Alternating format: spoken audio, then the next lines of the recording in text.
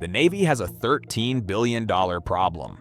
Enemy drone swarms can overwhelm any warship using $1,000 drones, but traditional missiles cost more than the threats they're stopping. Defense analysts called it an impossible math problem with no silver bullet solution. They were wrong. The Navy already built something better than a silver bullet, an invisible shield that's been secretly downing attack drones for years. Here's how it actually works. This isn't just about shooting down a few rogue drones. It's about solving warfare's newest equation. How do you protect a floating city worth more than most countries' GDP when your enemy can launch hundreds of expendable threats simultaneously? The math is terrifying. A single Ford-class aircraft carrier represents $13 billion in advanced technology, housing 5,000 sailors and enough firepower to level nations. But swarm attacks don't need to match that sophistication. They need quantity. Imagine 50 drones approaching from different angles, each carrying enough explosive to cripple critical systems. Even if you stop 49, that last one could disable the flight deck. Traditional defense systems weren't built for this reality. Standard ship missiles cost millions per shot, making every engagement a financial disaster. Shoot down a $1,000 drone with a $2 million interceptor, and you've already lost the economic war. Scale that to dozens of simultaneous threats, and even successful defense becomes mathematically unsustainable. This is why defense experts at the Center for New American Security declared there was no silver bullet solution. The threat moved too fast, cost too little, and attacked in numbers that overwhelmed conventional thinking. Every defense had a fatal flaw: too expensive, too slow, or too limited in capacity. But while analysts debated the problem's impossibility, Navy engineers were already testing the answer. They weren't building one superweapon to stop everything. They were creating something far more elegant: a layered shield that turns the enemy's own tactics against them. The secret wasn't matching their numbers with bigger explosions. It was matching their numbers with smarter, reusable interceptors that could loiter, wait, and strike with surgical precision. The foundation of this invisible shield starts with seeing the unseeable. Because before you can stop a swarm, you need to track targets moving faster than highway traffic while being smaller than birds. That foundation is a radar system called CRFS, and it can track a target as small as a 9mm bullet moving through the sky. Most people think radar just paints big blobs on screens, but CRFS uses multiple antennas working together like a team of eagle-eyed spotters. Each antenna captures slightly different data about the same object, and sophisticated computers combine those signals to build an incredibly precise three-dimensional track. The system doesn't just detect drones, it categorizes them. Within seconds of contact, CRFS algorithms determine size, speed, trajectory, and threat level. A commercial quadcopter carrying a camera gets flagged differently than a military-grade drone with an explosive payload. This instant classification becomes crucial when you're facing dozens of contacts simultaneously because the system needs to know which targets to prioritize. But detection is worthless without interception, and that's where traditional thinking failed completely. The Navy's answer wasn't bigger missiles or more guns. It was something called the Coyote Block II, a turbojet-powered interceptor drone that operates more like a patient hunter than a reactive defender. Here's what makes the Coyote revolutionary: it loiters. Unlike missiles that streak toward targets in straight lines, Coyotes launch and then circle their assigned patrol zones like aerial guard dogs. They can stay airborne for over 4 minutes, scanning for threats while conserving fuel. When hostile drones appear, the Coyotes don't immediately attack. They position themselves optimally, sometimes allowing threats to approach closer before striking with devastating precision. The Coyote's effective range extends over 9 miles from the launching ship, creating a defensive perimeter that enemy drones must penetrate. But range isn't the most impressive feature, it's the reusability. Traditional missiles are one-shot weapons. Fire it, and that's millions of dollars gone regardless of success. Coyotes that don't engage targets return to base, refuel, and redeploy. The economic equation suddenly favors defense. Each Coyote weighs about 13 pounds and flies using a small turbojet engine that sounds like an angry vacuum cleaner. The warhead is precisely sized. Enough explosive to destroy any drone, but not so much that it creates dangerous debris fields near friendly ships. When a Coyote identifies its target, it doesn't just collide randomly. Onboard sensors guide it to the most vulnerable point, ensuring maximum effectiveness with minimal explosive force. The system gets even more sophisticated with Anduril's Roadrunner M, the Coyote's faster, more agile cousin. Where Coyotes excel at patrol and persistence, Roadrunners specialize in rapid response. They can accelerate to intercept fast-moving threats that might outrun traditional defenders, then return for another mission if they don't engage. The two systems working together create overlapping layers of protection, each optimized for different threat profiles. This layered approach follows a simple but effective strategy borrowed from medieval castle defense. The Kur-FS radar acts as scouts on high towers, spotting enemies from maximum distance. The Coyotes and Roadrunners function as skilled archers positioned at optimal firing points. And behind them, passive defense systems serve as the castle's final walls. High-resolution sensors that can track threats even if active systems fail. The beauty of this system becomes apparent when you consider swarm tactics. Enemy planners assume they can overwhelm defenses through sheer numbers, but the Navy's interceptors actually become more effective against larger swarms. Multiple Coyotes can coordinate their attacks, with some engaging immediate threats while others reposition for follow-up strikes. The AI controlling these systems processes targeting data faster than any human operator could manage, making split-second decisions about which interceptor should engage which target for maximum efficiency. But theoretical effectiveness means nothing without combat results, and those results have been documented in the most demanding testing environment possible. Actual warfare against real enemies trying to kill American troops. Syria, January 2023. 2 attack drones approached a US military position with clear hostile intent. These weren't training targets or simulated threats. They were genuine one-way attack drones carrying explosives and operated by enemies who wanted Americans dead. The base's Coyote Block 2 system detected both threats simultaneously, launched interceptors, and eliminated both drones before they could reach their targets.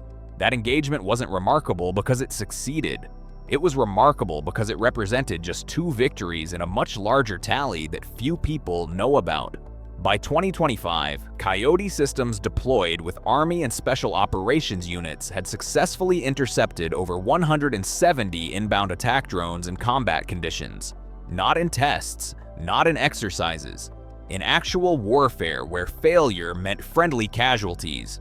170 successful intercepts. Let that number settle. This isn't experimental technology being evaluated in laboratories.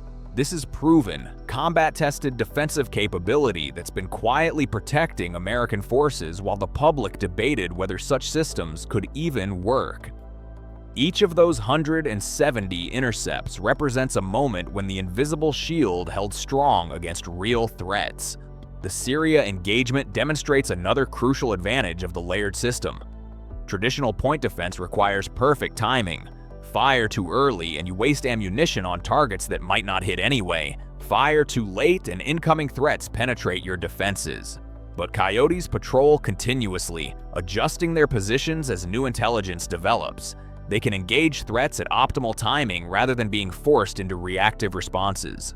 Army operators who witnessed these intercepts described a sense of profound relief, not because they feared individual drones, but because they understood the implications.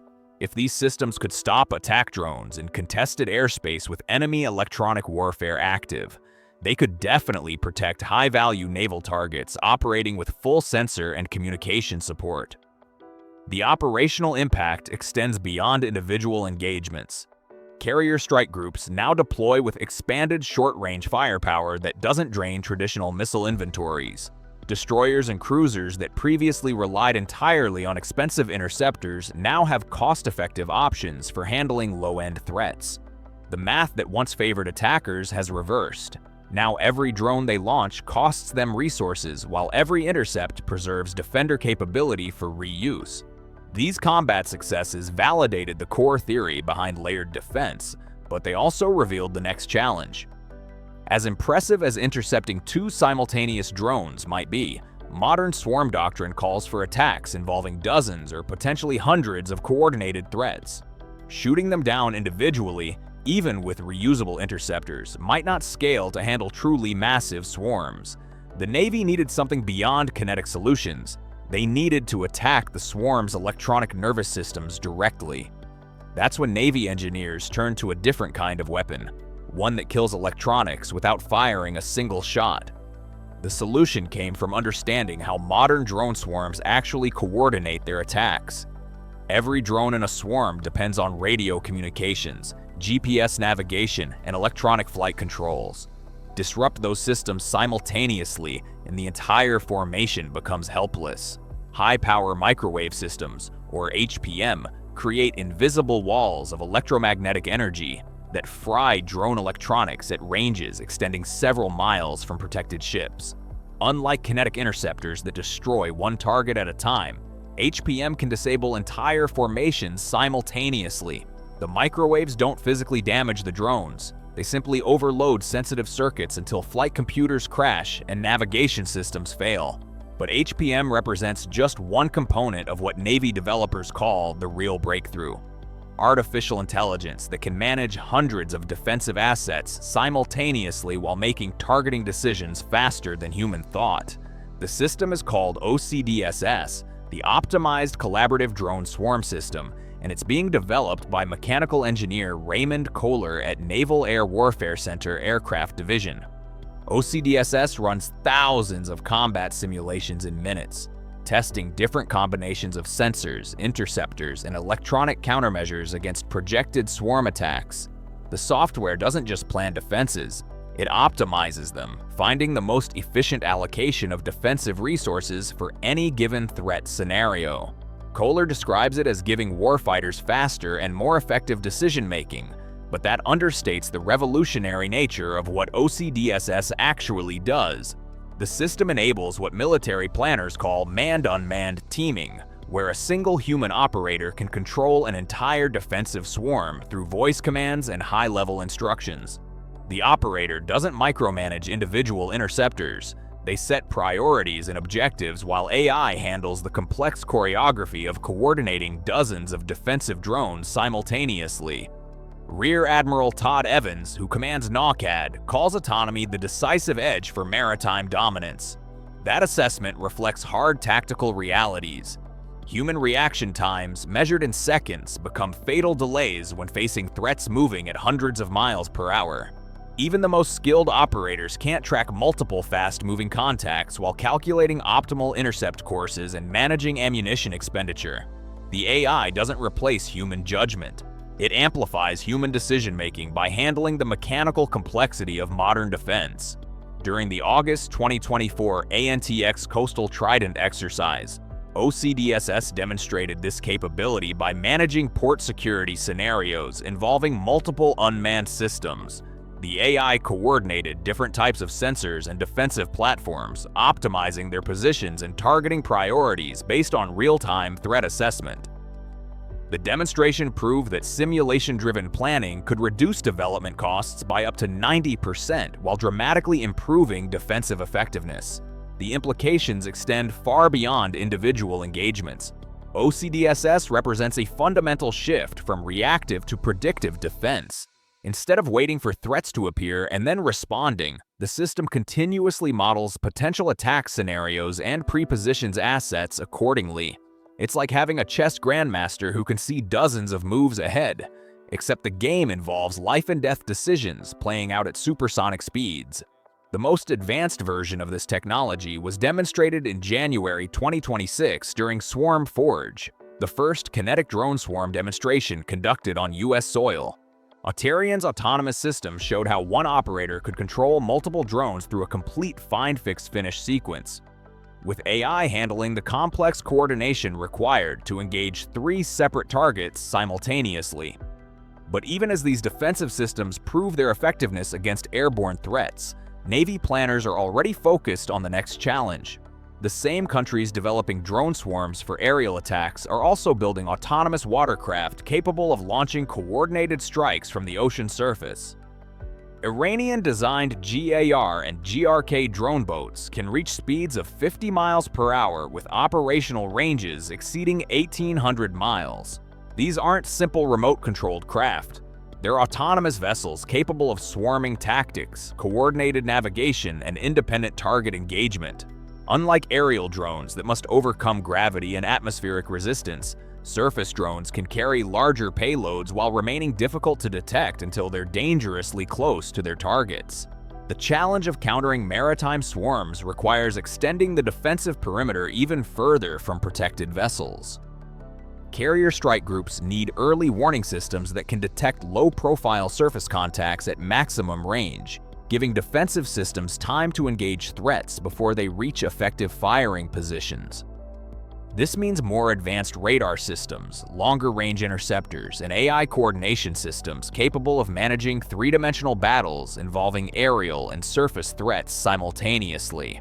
The Navy's response involves scaling proven technologies to handle these emerging challenges. OCDSS is being expanded from demonstration projects to operational Navy and Marine Corps teams. HPM systems are transitioning from experimental programs to deployed defensive capabilities. The layered defense concept that proved effective against aerial swarms is being adapted to create overlapping zones of protection against surface, aerial, and potentially submarine-launched drone attacks. Voice-controlled AI orchestrators, funded through Defense Innovation Unit prizes worth over $100 million, will give individual operators the ability to command defensive swarms through natural language instructions. Instead of complex control interfaces, operators will be able to say things like prioritize surface contacts approaching from the northwest and watch AI systems automatically coordinate appropriate responses. This represents more than technological advancement. It's the emergence of autonomous warfare ecosystems where human decision-makers set strategic priorities while AI handles tactical execution. The Navy isn't just building better ships or more advanced weapons. They're creating integrated defensive networks that can adapt to threats faster than enemies can coordinate attacks. As of January 2026, these systems give the U.S. Navy a decisive advantage in the swarm warfare equation. The math that once favored cheap, numerous attackers now favors sophisticated, reusable defenders. But this advantage depends on staying ahead of an accelerating technological arms race where potential adversaries are developing countermeasures as quickly as defenses evolve.